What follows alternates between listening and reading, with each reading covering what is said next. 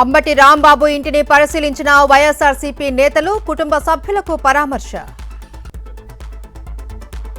ప్రత్యర్థులతో పాటు అమాయకులను వేధిస్తున్నారు అన్న సజ్జల, చంద్రబాబుకు అధికారం ఇచ్చింది ఇందుకేనా అని నిలదీత. నిన్న రాత్రి నుంచి నల్లపాడు పిఎస్లోనే అంబటి రాంబాబు అక్రమ కేసులతో నిర్బంధించి వేధిస్తున్న కూటమి సర్కార్. చంద్రబాబు, పవన్ శ్రీవారి లడ్డూపై తప్పుడు ప్రచారం చేశారు. సిబిఐ రిపోర్టుతో విష ప్రచారాలు తేట తెల్లమయ్యాయన్న పేర్ని నాని. ఏపీలో అత్యంత దారుణమైన పరిస్థితులు ఉన్నాయి. కూటమి ఆటవిక పాలనను కేంద్రం దృష్టికి తీసుకెళ్తామన్న వైవి సుబ్బారెడ్డి.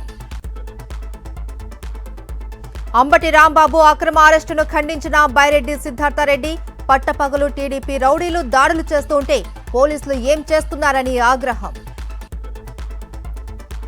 కర్నూలు జిల్లా ఆలూరులో వైఎస్ఆర్సీపీ నాయకుల ఆందోళన. అంబటి అక్రమ అరెస్టును ఖండిస్తూ నల్ల కండువాలతో నిరసన. హైదరాబాద్ కేపీహెచ్బీలో వైఎస్ఆర్సీపీ నేతల ఆందోళన.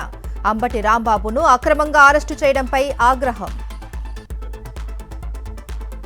తిరుమల లడ్డూ వివాదంలో చంద్రబాబు మరో diversion. TTD EO Anil Kumar Singhal బదిలీ.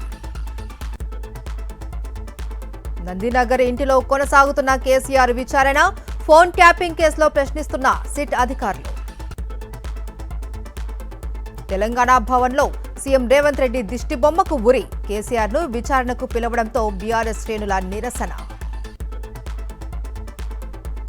ఫోన్ ట్యాపింగ్ కేసును అధికారులపై నెట్టే ప్రయత్నం చేస్తున్నారు అన్న మహేష్ గౌడ్. సిట్ విచారణకు ఎందుకంత భయపడుతూ ఉన్నారని నిలదీత.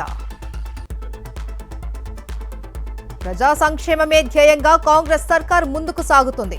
ఓటు అడిగే హక్కు తమకే ఉంది అన్న పొన్నం ప్రభాకర్. ఏపీలో విద్యుత్ మీటర్ రీడర్స్ ఆందోళన తీవ్రతరం. రేపు చలో విజయవాడకు పిలుపు. కొత్త పథకాలు లేవు, భారీ వరాలు లేవు. సాదాసీదాగా కేంద్ర బడ్జెట్. ఇకపై విదేశీ ఆస్తులు వెల్లడించడం తప్పనిసరి చేసిన కేంద్రం. ఇన్కమ్ ట్యాక్స్ స్లాబ్లు యథాతథం. బడ్జెట్లో అనేక ప్రజారంజక విషయాల మీద దృష్టి పెట్టారు. ఉపాధి, ఆరోగ్యానికి పెద్దపీట వేశారు అన్న ఈటెల రాజేందర్.